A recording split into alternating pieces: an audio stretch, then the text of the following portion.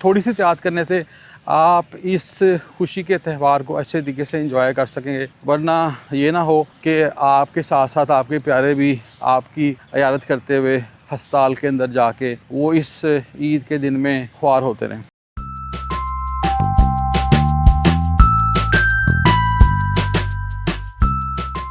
अस्सलाम वालेकुम viewers, good morning and Eid मुबारक।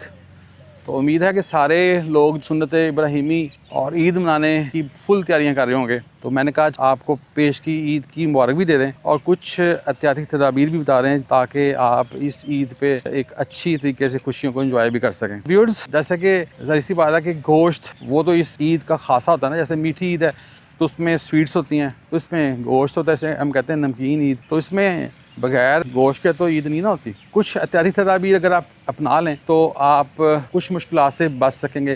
क्योंकि मैंने पिछले साल ऑब्ज़र्व किया कि ईद के दिनों में हॉस्पिटल्स में रिकॉर्ड रश था लोगों का। सिर्फ क्या था कि जो स्टमक के इश्यूज़ थे और ब्लॉटिंग के इश्यूज़ थे और बल्कि कुछ तो थे फूड पॉइजनिंग के भी। तो इसलिए थोड़ी सी एहतियात करने से आप इस खुशी के त्यौहार को अच्छे तरीके से एंजॉय कर सकेंगे। वरना ये ना हो कि आपके साथ साथ आपके प्यारे भी आपकी इयादत करते हुए हस्पताल के अंदर जाके वो इस ईद के दिन में ख्वार होते रहें। तो व्यूअर्स, जो गोश्त है ना, ख़ासतौर पे जो रेड मीट है, ये एक्सीलेंट सोर्स ऑफ न्यूट्रिएंट्स है। लेकिन अगर आप इसको ओवर कंजम्पशन करते हैं तो इसके नुकसानात भी बहुत ज़्यादा हैं। चिकन के बारे में अगर बात करते हैं, आपकी एक दिन का पोर्शन साइज़ है वो आप कह लें कि 250 ग्राम से ज़्यादा नहीं लेंगे आप, और एक वक्त में आप 100 से 150 ग्राम के करीब आप ले सकते हैं चिकन को। लेकिन रेड मीट है, इसके बारे में पूरे दिन में आप 150 से 200 ग्राम से ज़्यादा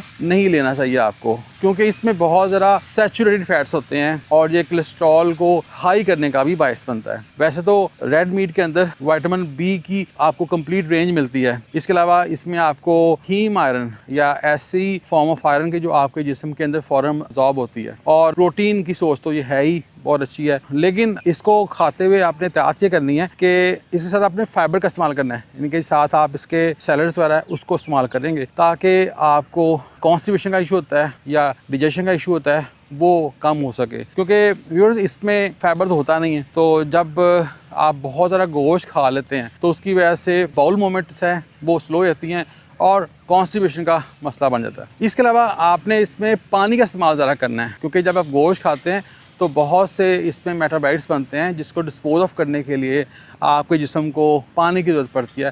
तो इसलिए आपने पानी का इस्तेमाल भी साथ ज़्यादा से ज़्यादा करना है।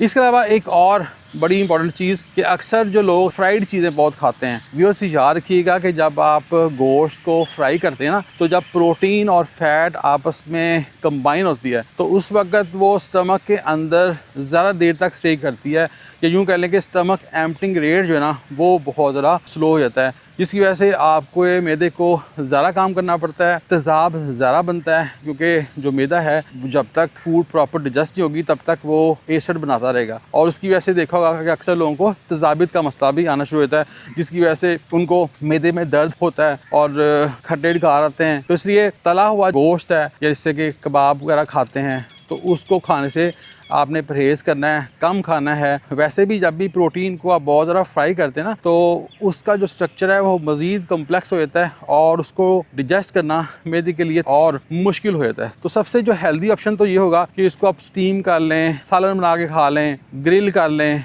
तो वो एक अच्छी ऑप्शन होगी। और फ़ैट को ज़रा कम से कम प्रोटीन के साथ मिक्स करें, क्योंकि ऑलरेडी जो बड़ा गोश्त है ना उसमें फ़ैट की बहुत ज़्यादा अमाउंट होती है। चिकन को हम लीन मीट इसलिए कहते हैं क्योंकि इसमें कम फ़ैट होती है, लेकिन जो बीफ कह लें, मटन है, इनमें फ़ैट की ऑलरेडी काफ़ी ज़्यादा अमाउंट मौजूद होती है, जिसकी वजह से इसमें सैचुरेटेड फैट्स ज़्यादा होते हैं और ये कोलेस्ट्रॉल को हाई करने का बायस बनता है। व्यूअर्स, आई होप सो कि आपको आज के वीलॉग की इन्फॉर्मेशन अच्छी लगी होगी और आप इसको इस्तेमाल करते हुए इस दफ़ा एक हंसती खेलती और खुशगवार ईद मनाएंगे। और ईद की खुशियों में science and art of healthy living को मत भूलिएगा। इस चैनल को लाइक, शेयर और सब्सक्राइब ज़रूर कीजिएगा ताकि आपको फ्यूचर में भी मज़ीद इस तरह के इंफॉर्मेटिव वीलॉग्स मिलते रहें। अल्लाह हाफ़िज़।